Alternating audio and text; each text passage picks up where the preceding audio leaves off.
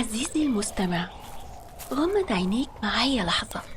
تخيل إنك صحيت من النوم النهاردة مش على صوت منبه الموبايل، لأ، إنت صحيت على صوت أذان الفجر الصافي جاي من بعيد، والشمس لسه بتقول يا هادي.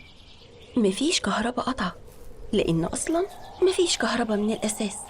يومك هيبدأ دلوقتي، شغلك محتاج منك مجهود بدني، والأكل اللي هتاكله لازم تجهزه من الصفر. لو ابنك سخن بالليل، مفيش صيدلية فاتحة 24 ساعة ولا دكتور هتكشف عنده أونلاين. لو فضلت تعدد في التفاصيل دي هتحس إن الحياة كانت عبارة عن معركة يومية مستمرة. السؤال بقى اللي بيطرح نفسه بقوة: إزاي الناس بتوع زمان، جدودنا وجداتنا، كانوا بيستحملوا كل ده؟ إيه التركيبة النفسية والعصبية اللي كانت عندهم ومش عندنا؟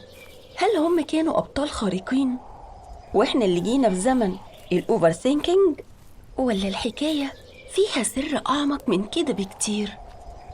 النهاردة في نسمة صوت، إحنا مش جايين نجاوب إجابات سهلة، إحنا جايين نفتح صندوق الزمن الأسود ونقلب في صفحات الروح بتاعت أجدادنا عشان نفهم قدرتهم على التحمل. الحقيقة يا صديقي إن أول مفتاح للغز ده هو إن مفهوم المشقة نفسه كان مختلف. يعني اللي إحنا بنعتبره النهاردة كارثة، زي قطع الإنترنت لساعتين، كان بالنسبة لهم رفاهية مش موجودة في قاموس حياتهم أصلاً. المشقة عندهم كانت من العيار التقيل، كانت مرتبطة بالبقاء نفسه على قيد الحياة. كانت المشقة في قلة المحصول اللي ممكن يسبب مجاعة القرية بحالها، كانت في وباء ممكن ياخد نص أطفال الدفعة والأهالي صابرين ومحتسبين، كانت في السفر لأيام وليالي عشان تخلص مصلحة، أو في إن الست تفضل تولد وتخلف لحد ما صحتها تروح، لأن ده كان عزوة وسند. هنا ما كانش فيه مساحة كبيرة للاختيار، ما كانش فيه أوبشن اسمه أنا مش قادر أستحمل. كان دايماً في اختيار واحد بس، يا تستحمل وتكمل، يا إما الحياة نفسها هتدوس عليك. القبول ده، أو اللي نقدر نسميه التسليم بالأمر الواقع، ما كانش ضعف، ده كان آلية دفاع نفسية وضرورية للبقاء.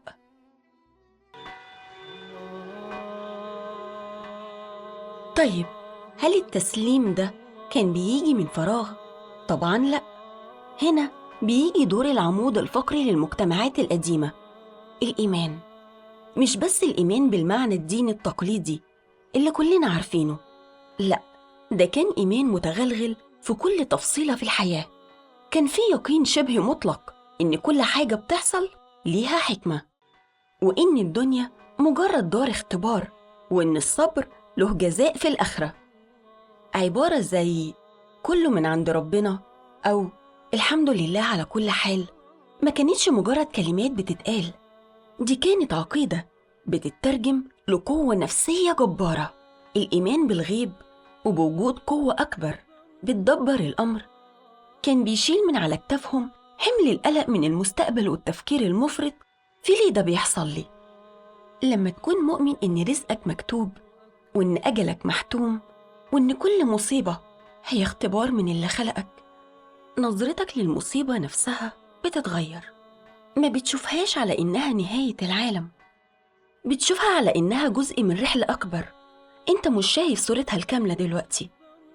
القوة الروحية دي كانت بمثابة درع بيحميهم من الانهيار النفسي.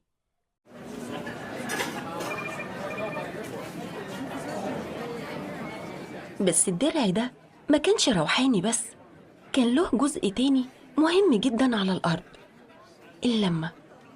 الإنسان زمان ما كانش عايش لوحده زي كتير مننا دلوقتي، ما كانش محبوس جوه شقة في عمارة كل واحد قافل على نفسه بابه، كان عايش في حضن عيلة كبيرة، وجيران هم أهل، وقرية أو حارة كلها نسيج واحد. الأحزان كانت بتتوزع والأفراح كانت بتعم. لو حصلت حالة وفاة، البيت بيتملي بالناس 40 يوم شايلين صاحب المصيبة شيل عشان ما يقعش. ولو في فرح الحارة كلها تجهز وتطبخ وتفرش. الهم كان بيتقسم على الكل فيبقى خفيف، والفرحة كانت بتتقسم على الكل فتبقى أكبر. الدعم الاجتماعي ده اللي احنا النهاردة بنقرأ عنه في كتب علم النفس كان هو الإعدادات الافتراضية لحياتهم. ما كانش الواحد فيهم محتاج يطلب المساعدة لأنها كانت بتتقدم كواجب وحق. الإحساس بالانتماء ده وإن ليك ظهر وسند كان بيخلي قدرتك على مواجهة الصعاب مضاعفة. العضلة الاجتماعية دي كانت قوية ومفتولة.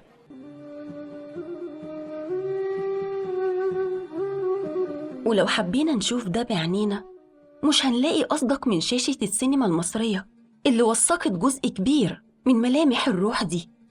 شوف مثلا فيلم الأرض ليوسف شاهين، تحفة عبد الرحمن الشرقاوي الخالدة. الفيلم ده ما كانش بس صراع الفلاحين مع الإقطاع، ده كان ملحمة عن التحمل والصبر والتشبث بالجذور. محمد أبو سويلم، الشخصية العبقرية اللي قدمها محمود المليجي، كان تجسيد حي لفكرة إن التحمل مش سلبية، ده مقاومة. تحمله للجوع والظلم والضرب كان نابع من إيمانه المطلق بقضيته وقدسية أرضه. تحمله كان هو سلاحه. والفيلم بيوريك إزاي المجتمع الريفي كله كان بيستحمل مع بعضه ككتلة واحدة.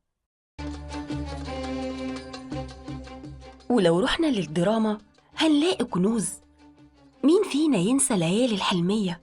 العمل ده على مدار 5 أجزاء كان بيرصد إزاي الشخصيات بتستحمل وتتأقلم مع متغيرات الزمن والحياة، من أول سليمان غانم ونازك السلحدار لحد الأجيال الجديدة. كل شخصية فيهم شالت حملها وصبرت على نصيبها من الخذلان والفقد والهزيمة بطريقة مختلفة، لكن كلهم كملوا.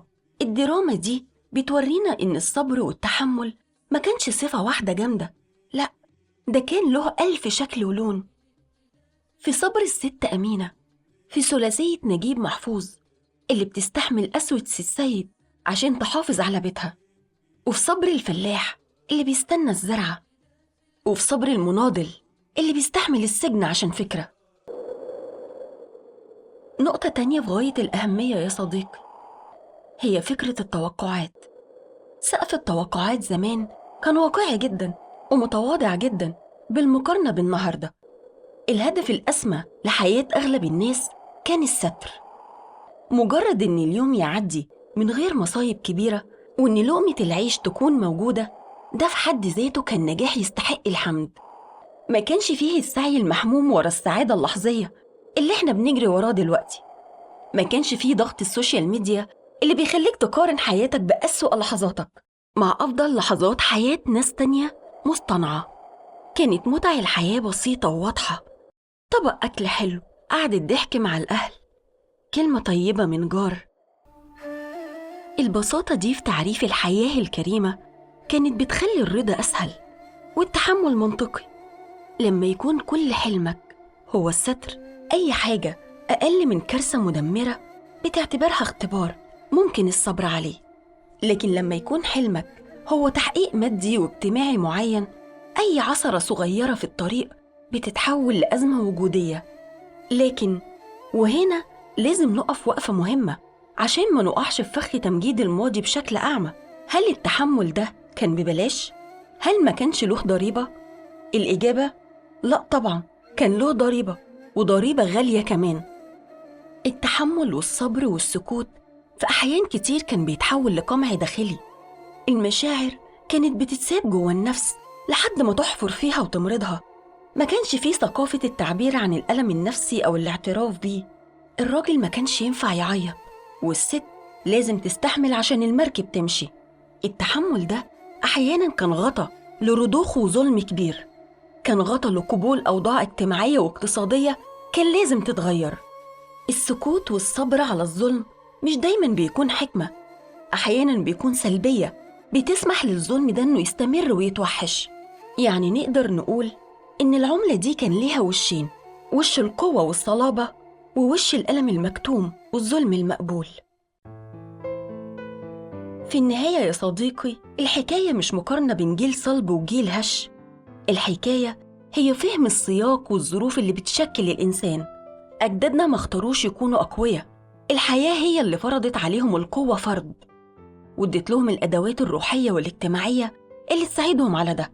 إحنا النهاردة ورثنا الراحة والتكنولوجيا، لكن يمكن فقدنا في الطريق بعض الأدوات دي. العضلة الاجتماعية بتاعتنا كشت، وسقف توقعاتنا عالي للسما، ومصادر القلق بقت أكتر وأصعب. السؤال مش إزاي نرجع زيهم، لأن الزمن ما بيرجعش لورا، لكن السؤال الأهم هو إيه اللي نقدر نتعلمه من تجربتهم ونطبقه في حياتنا المعاصرة. يمكن نتعلم نقوي علاقاتنا الحقيقية بالناس اللي حوالينا، يمكن نرجع ندور على معنى أعمق لحياتنا أبعد من الماديات، ويمكن ندرب نفسنا على فضيلة الرضا وسقف التوقعات المنطقي.